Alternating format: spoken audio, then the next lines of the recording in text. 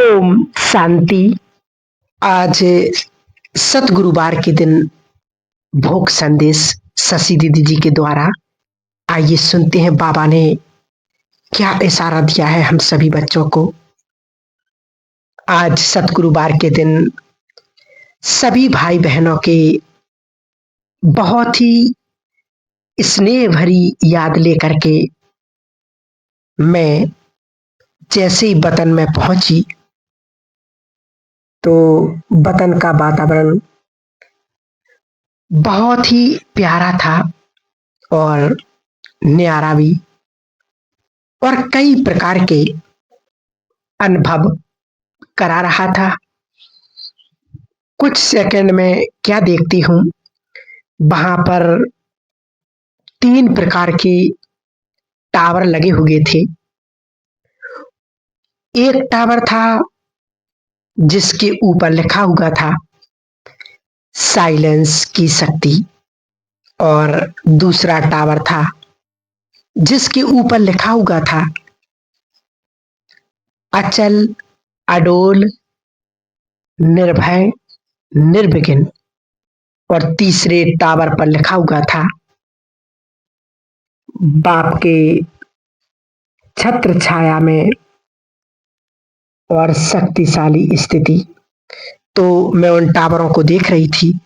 जो साइलेंस की शक्ति भरा था उसमें से गोल्डन किरणें निकल रही थीं, और दूसरे टावर से अलग अलग प्रकार की किरणें निकल रही थीं, और तीसरे टावर से अलग अलग प्रकार की किरणों के बीच में एक बहुत सुंदर चमकती हुई लाइट दिखाई दे रही थी।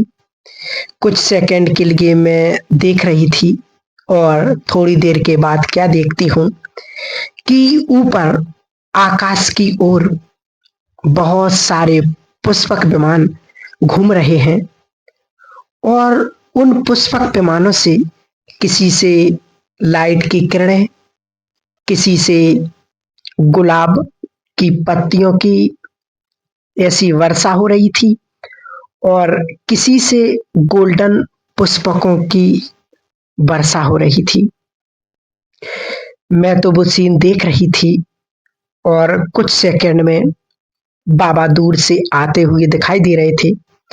तो बाबा बहुत ही मुस्कुराते हुए, और बाबा के अंदर एक ऐसा स्वरूप दिखाई दे रहा था कि बाबा जैसे चारों तरफ शक्ति की किरणें और शांति की किरणें फैला रहे होंगे। तो बाबा ने कहा, आओ बच्चे। तो मैंने कहा, बाबा सबका याद प्यार लेकर के आई हूं। बाबा ने कहा, याद प्यार तो पहले बच्चों का पहुंच ही चुका है, और आज तो बाप सारे विश्व के अंदर बच्चों के पास चक्कर लगाने गए थे, और बच्चों की आंतरिक स्थिति को देखकर बाबा को भी लगता था कि बच्चे अभी अपनी आंतरिक स्थिति को और शक्तिशाली बना रहे हैं। तो बाबा ने कहा कि बाप देख रहे थे कि दोनों परिस्थितियों में बच्चों का किस प्रकार से बैलेंस है और किस प्रकार से उनकी स्टेज है। बाबा ने कहा, एक तरफ परिस्थितियां अपना भिन्न भिन्न रूप दिखा रही हैं, और दूसरी तरफ ये परिस्थितियां बच्चों की परीक्षा भी ले रही हैं। और तीसरी तरफ बाबा ने कहा कि ऐसी परिस्थिति में बच्चों को क्या करना है। तो आज बाबा देख रहे थे। तो बाबा ने कहा, बाप ने तो पहले ही बता दिया है कि समय आएगा, अचानक कुछ ना कुछ होगा। वह भी ड्रामा का एक सीन है, और इस सीन में ही कई प्रकार के राज समाये हुए हैं। तो बाबा ने कहा, ऐसे समय के अंदर बच्चों को क्यों, क्या और कई प्रकार के बाहरी बातों का ज़्यादा चिंतन ना करके तो बच्चों को क्या करना है, एक तो अपनी साइलेंस की शक्ति को बढ़ाना है। जैसे साइलेंस की शक्ति को बढ़ाएँगे, उतना ही साइलेंस के द्वारा आपकी भविष्य राजधानी के नए-नए दृश्य जो हैं, वो नए-नए जो कार्य हैं, वो जल्दी संपन्न होंगे। और दूसरी बात बाबा ने कही कि समय जो है, वो एक-एक सेकंड के अंदर नए-नए खेल दिखा रहा है।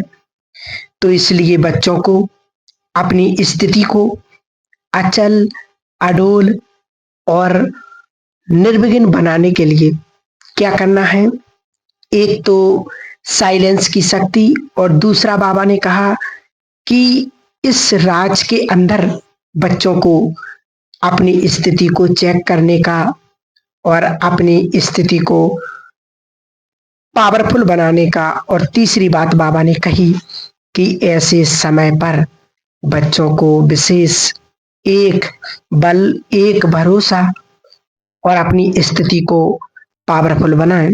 क्यों क्या के क्वेश्चन में ना जाकर ना तो घबराएं, और ये परिस्थितियां बच्चों के लिए और ही मदद करने वाली हैं, और ही बाप की प्रत्यक्षता का विशेष एक साधन मिला है। जितना इस प्रत्यक्षता का स्वरूप प्रकट होगा, उतना ही लोग भी बाप के साथ का अनुभव कर सकेंगे। फिर तीसरी बात बाबा ने कही कि जैसे बाप सर्वशक्तिवान है, तो बाबा ने क्या किया, सर्व शक्तियां बच्चों को दी हैं और बाप की छत्र छाया में है। तो अभी समय है उन सर्व शक्तियों को प्रैक्टिकल में यूज करने का। नहीं तो शक्तियां तो ले ली हैं, लेकिन उसको प्रैक्टिकल में यूज नहीं कर पा रहे हैं।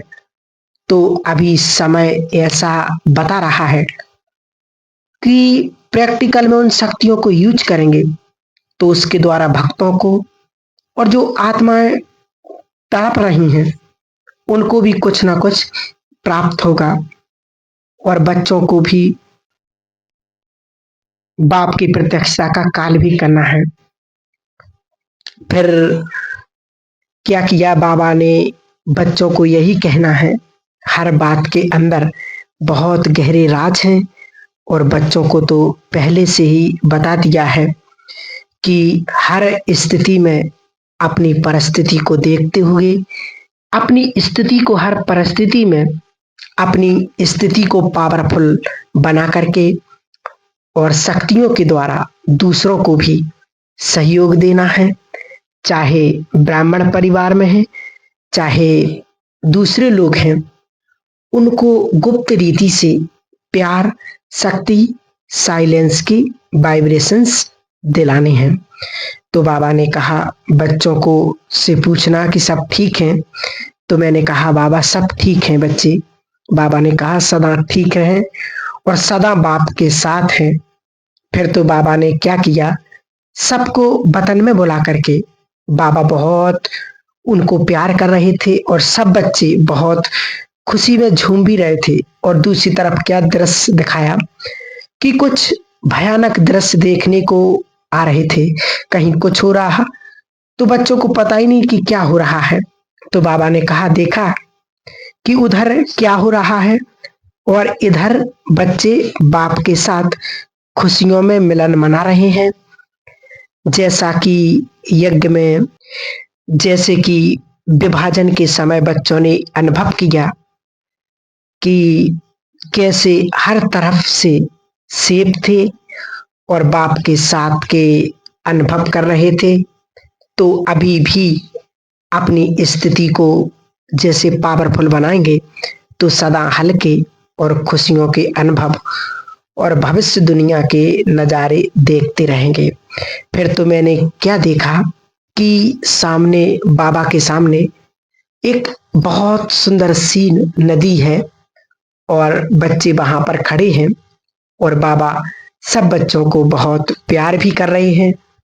तो बाबा ने कहा बच्ची देखा ये क्या हो रहा है, तो मुझे तो समझ में नहीं आ रहा। तो बाबा ने कहा देखो आज बाप ने सभी बच्चों को वतन में बुलाया है और उसके लिए बाबा ने कहा, निमित्त नहीं हिम्मत दिखाई तो सारे ब्राह्मण परिवार ने संगठन का एक बहुत सुंदर स्वरूप दिखाया और एक ऐसा विशेष कार्य करके दिखाया जिसके द्वारा भक्तों को भी अंजलि मिल रही है।